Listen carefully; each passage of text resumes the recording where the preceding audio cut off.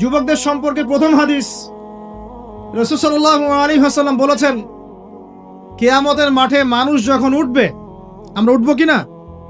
আচ্ছা, নাকি উঠবো না? যারা আগুনে পুড়ে গেছে তারা উঠবে কিনা? যারা পানিতে ডুবে গেছে, যাদের লাশও খুঁজে পাওয়া যায় নাই, উঠবে কিনা? উঠবে। আচ্ছা, যখন মানুষ উঠবে তখন তাকে 5টা প্রশ্ন করা হবে। কয়টা ভাই? এই 5টা প্রশ্নের আগে সে তার পা সামনেও ফেলতে পারবে না, পিছনেও ফেলতে পারবে না। আমরা কি একটু চিন্তা করতে পারছি কত ভয়ঙ্কর হবে বিষয়টা? এই সামান্য গরমে আমাদের অবস্থা খারাপ, সূর্য সেদিন সামনে নিচে, আর মানুষ উঠে দাঁড়িয়ে আছে। তাদেরকে 5টা প্রশ্ন করা হবে, যতক্ষণ পর্যন্ত প্রশ্নের উত্তর দিতে পারছে না, সামনেও যেতে পারবে না, পিছনেও আসতে পারবে না, পা নড়াতে পারবে না। 1, তোমার পুরো জীবনটা তুমি কোন কাজে ব্যয় করেছো? উত্তর কি রেডি আছে আমাদের কাছে? আমরা কি বলতে পারবো, হে আল্লাহ, আমরা আমাদের পুরো জীবন তোমার ইবাদত করে কাটিয়েছে? 2, তোমার যৌবন স্পেশালি তুমি কোন কাজে ব্যয় করেছো? তোমার যৌবন তুমি স্পেশালি কোন কাজে ব্যয় করেছো? যুবকরা কি উত্তর দেওয়ার জন্য প্রস্তুত আছে যে আমাদের যৌবন আমরা আল্লাহর পথে কাটিয়েছি? সবাই কি বলতে পারবো? 3 নাম্বার, তোমার রিজিকের উৎস কি ছিল? কোন পথে সম্পদ অর্জন করেছো? 4 নাম্বার, কোন পথে সম্পদ ব্যয় করেছো? কোন কোন খাতে সম্পদ ব্যয় করেছো? আমরা কি আমাদের আয় এবং ব্যয়ের হিসাব দেওয়ার জন্য প্রস্তুত? 5, তোমাকে আমি যে জ্ঞান দিয়েছিলাম সেই জ্ঞান অনুযায়ী আমল করেছো কিনা? আল্লাহ পাক আমাকে আপনাদের সবাইকে তৌফিক দান করুন, আমি জানা অনুযায়ী আমল করার তৌফিক দান করুন। এই 5টা প্রশ্নের মধ্যে যৌবনকাল ইম্পর্টেন্ট কিনা ভাই? গুরুত্বপূর্ণ কিনা? মাথায় রাখি। সামনে একটা হাদিস শুনুন।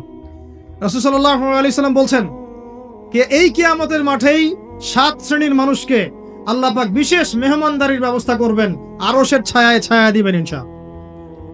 কোথায় ছায়া দিবেন? ওই দিন এই ছায়া ছাড়া অন্য কোনো ছায়া থাকবে না।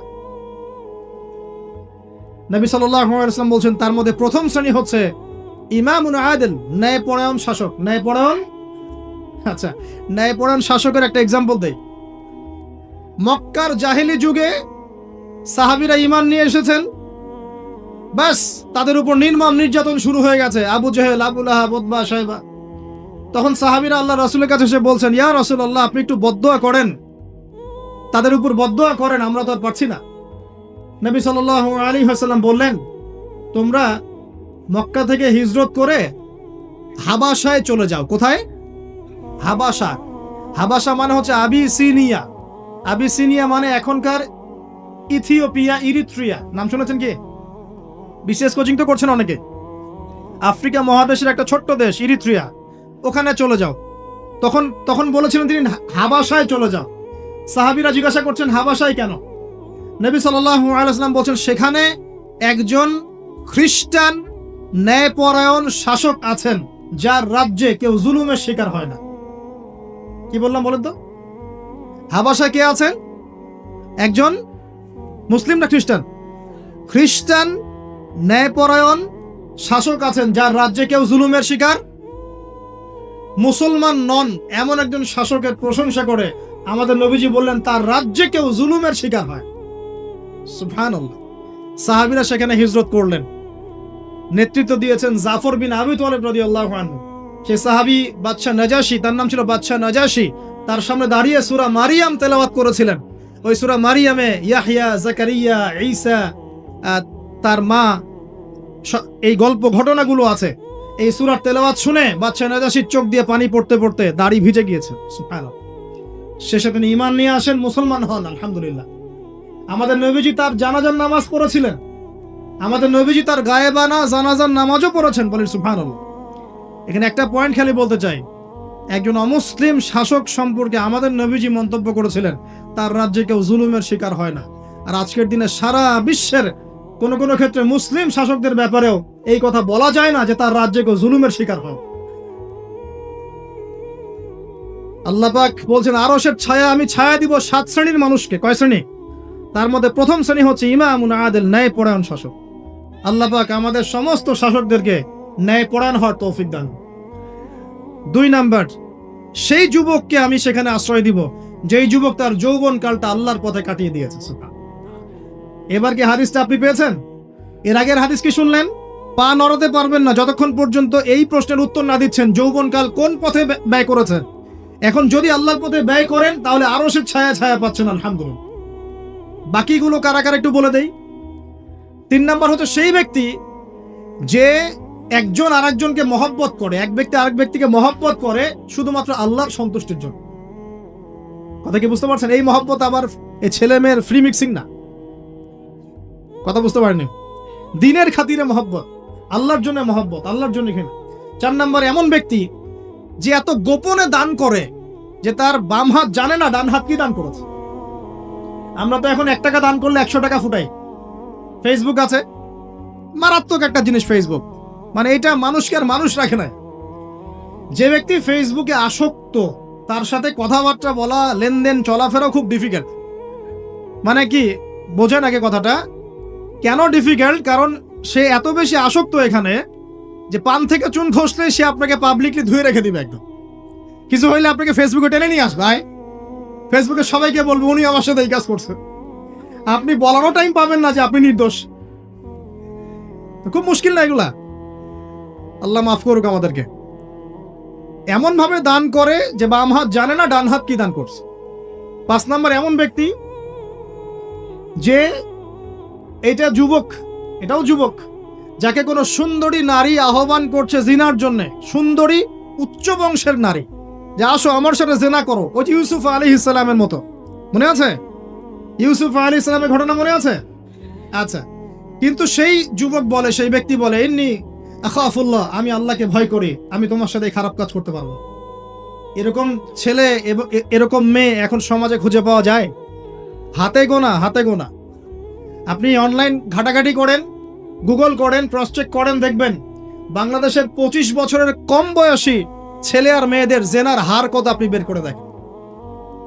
25 বছরের কম যে যুব সমাজ আমাদের সামনে আছে তাদের মধ্যে কত পার্সেন্ট যুবক এখন পর্যন্ত ফিজিক্যাল সম্পর্ক করেনি কারোর সাথে, আপনি খুঁজে বের করতে পারেন। শুধু ছেলেদের ক্ষেত্রে এটা নয়, মেয়েদের ক্ষেত্রেও আছে। এই যে অনার্স লাইফ পার করার আগেই বহু মেয়ে সতীত্ব নষ্ট করে ফেলছে, বহু ছেলে সতীত্ব নষ্ট করে ফেলছে। কথাগুলো কি রাগ করছেন? আমি আপনাদের ভাই এবং আমি আপনাদেরকে মহব্বত করি। আমরা জেনার পথে যাব না, আমরা হালাল সম্পর্কে থাকবো ইনশাআল্লাহ। যখন আপনি জেনায় চলে যাবেন আপনার কলব থেকে আল্লাহ নূর নষ্ট হয়ে যাবে।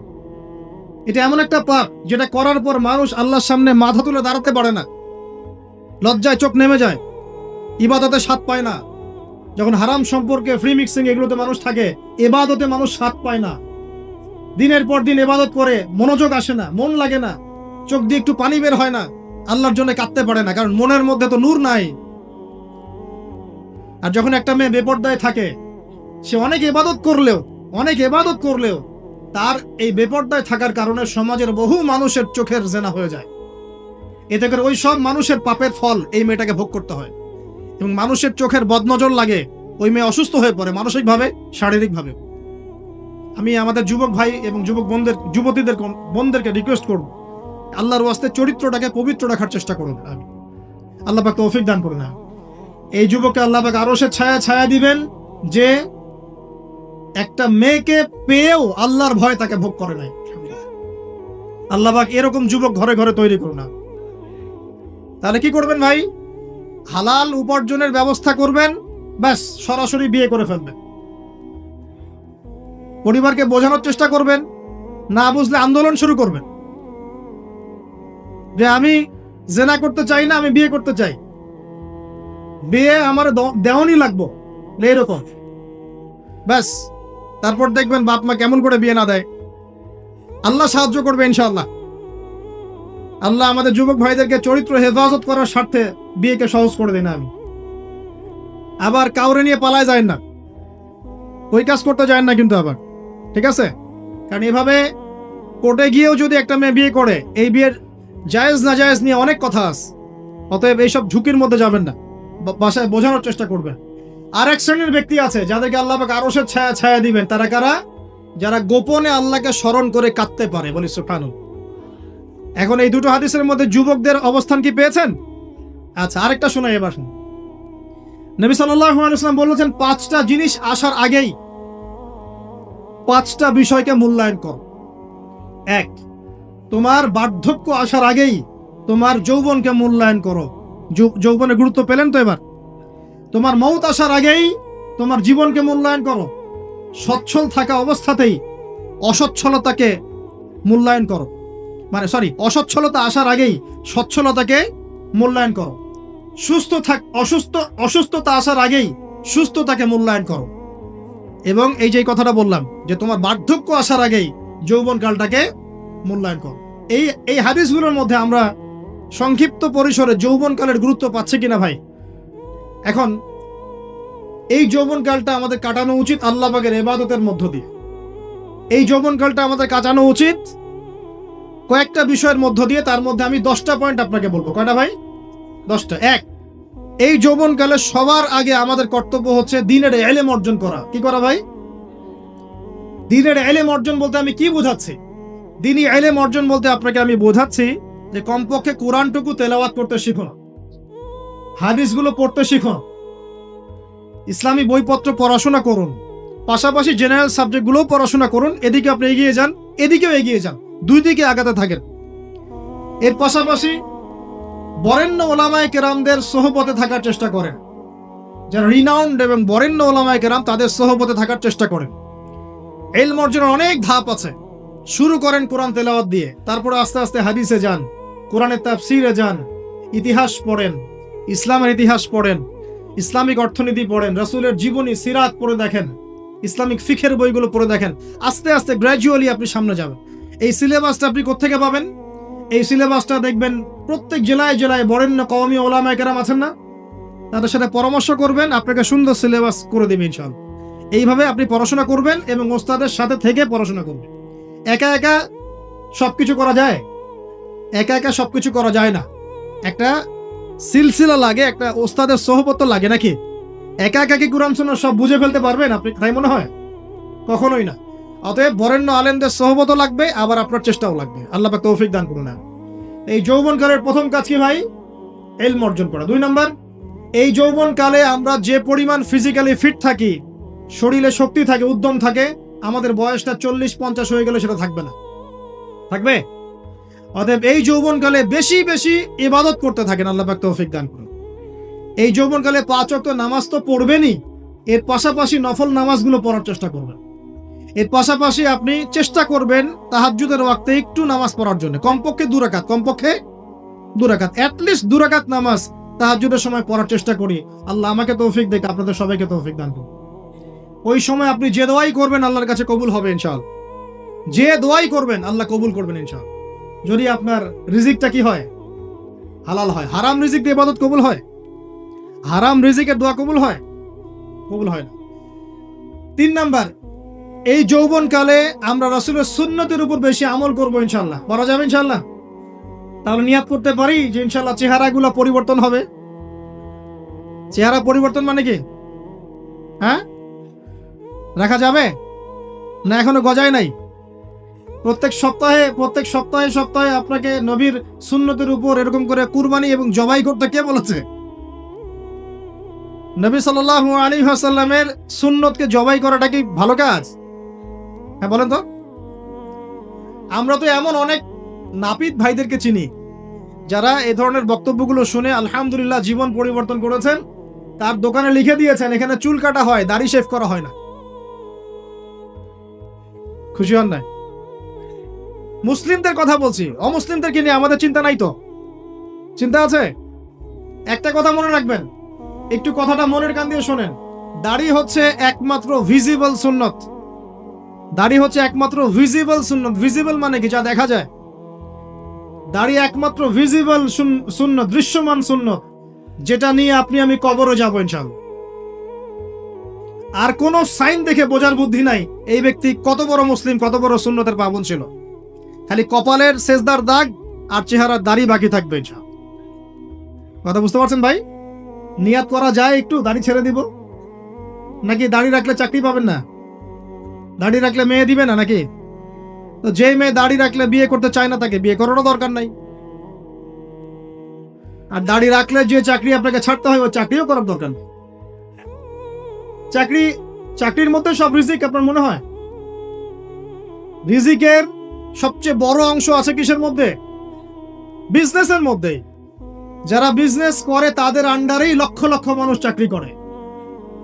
বাংলাদেশে যে ইকোনমিক সিস্টেম, এই ইকোনমিক সিস্টেমের মূলে কারা জানেন? ব্যবসায়ীরা। কারা? বড় বড় ব্যবসায়ীরা। এমন অনেক ব্যবসায়ী আছেন যাদের একজনের জাকাতের টাকা দিয়ে একটা গ্রামের মানুষকে খাওয়ানো যায়। বিশ্বাস করছেন না? ইকোনমিক তো আমার সাবজেক্ট, আমরা পড়েছি এগুলো, পড়াশোনা করেন, দেখেন। বিজনেস, এরপরে আছে ক্রিয়েটিভ কোনো প্রজেক্ট, এমন কোনো প্রজেক্ট যেটা এখন পর্যন্ত কেউ লঞ্চ করে নাই। এখন অনলাইনে অনেকে আয় করেন না, আজকে থেকে 20 বছর আগে মানুষ এটা করেছিল। এখন অনেক মানুষ বাহির থেকে পড়াশোনা করে দেশে এসে এই যে ডেইরি প্রজেক্ট করছে, পোল্ট্রি করছে, নতুন নতুন অনেক প্রজেক্ট করছে না? কৃষিভিত্তিক অনেক কাজ করছে। তারা কি সচ্ছল না? আমি একজন ভাইয়ের কথা জানি, যিনি আলহামদুলিল্লাহ আল্লাহর এই অধম বান্দার ওয়াজ শুনে সুদের চাকরি ছেড়ে দিয়েছিলেন। চাকরি ছেড়ে দিয়ে তিনি চায়ের বিজনেস শুরু করে, চায়ের বিজনেস।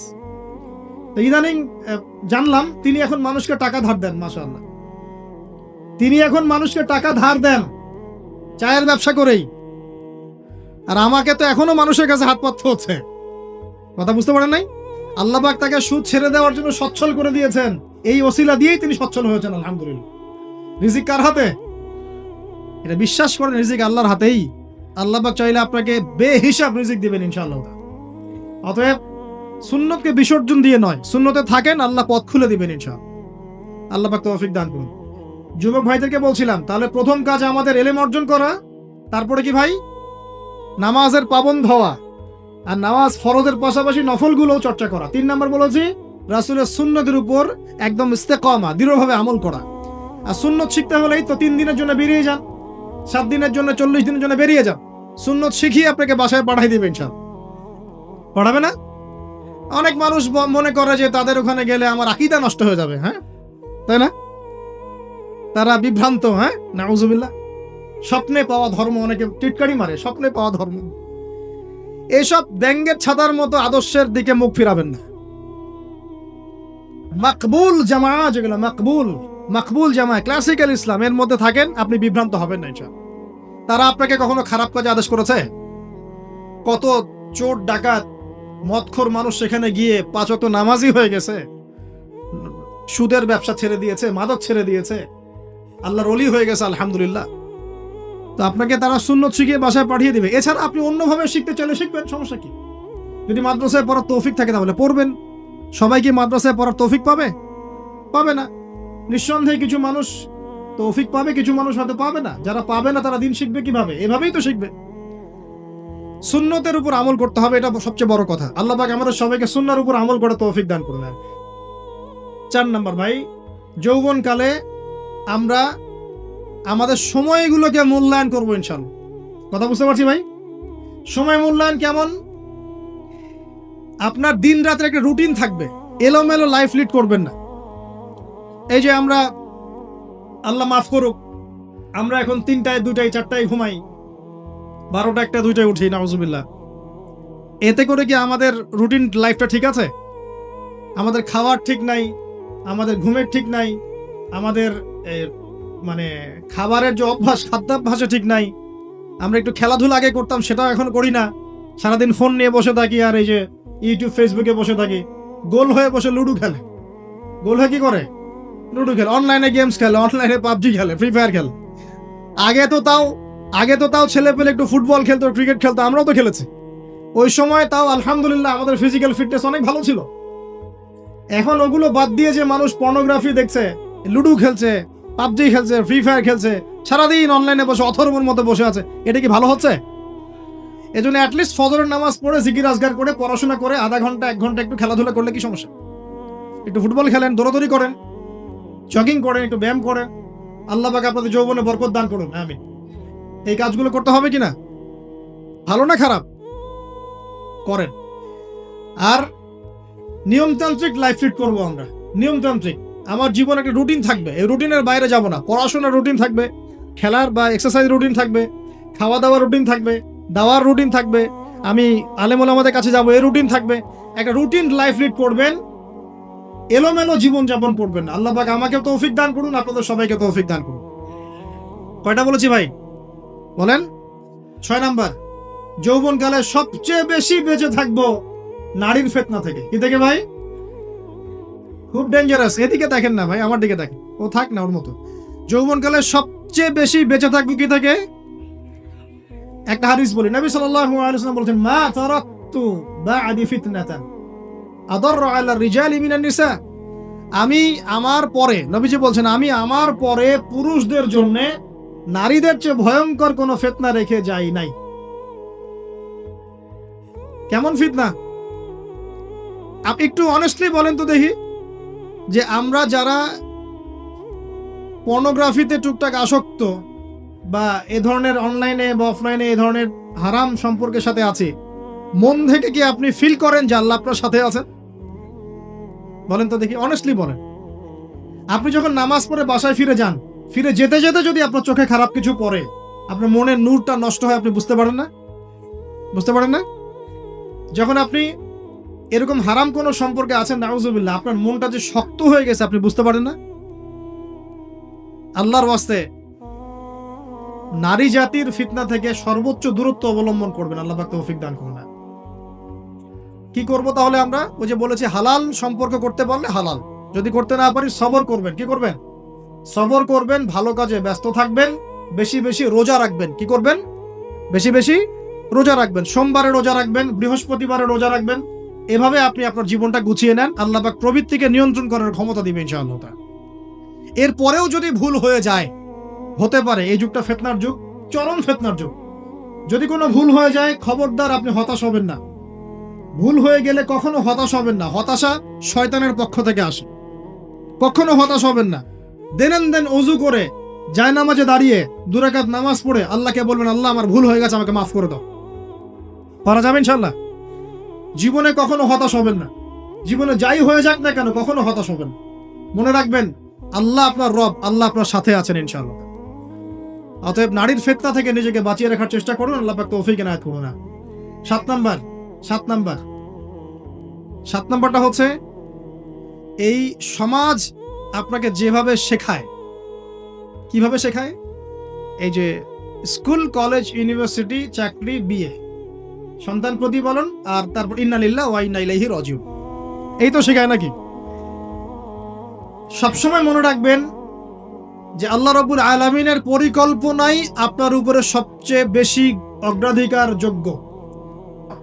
পরিবার আপনাকে চাপ দিচ্ছে, চাকরি পাস না, পড়াশোনা করিস না, হ্যাঁ পড়াশোনায় কেন তুই 80 নাম্বার পাইলি না, কেন চান্স পেলি না, কবে চাকরি পাবি, কবে আমাদেরকে দেখবি, খাওয়াবি, পড়াবি, এই যে চাপগুলো চারপাশ থেকে আসে কিনা?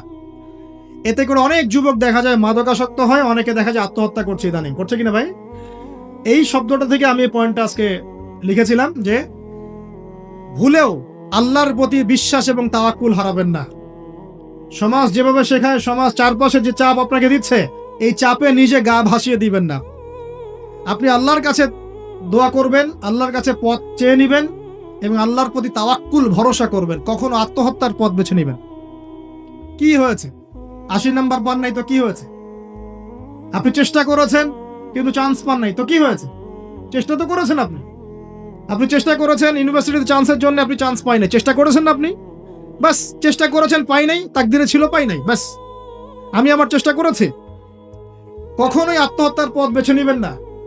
আর আমরা পিতা মাতাদেরকে রিকোয়েস্ট করব, কোনো অবস্থাতেই সন্তানকে এত বেশি চাপ দিবেন না যে সন্তানটার এই কোমরটাই ভেঙে চলুন। এই সমস্যাগুলো দিন দিন বাড়ছে সমাজের মধ্যে। কেন এত চাপ দিচ্ছেন?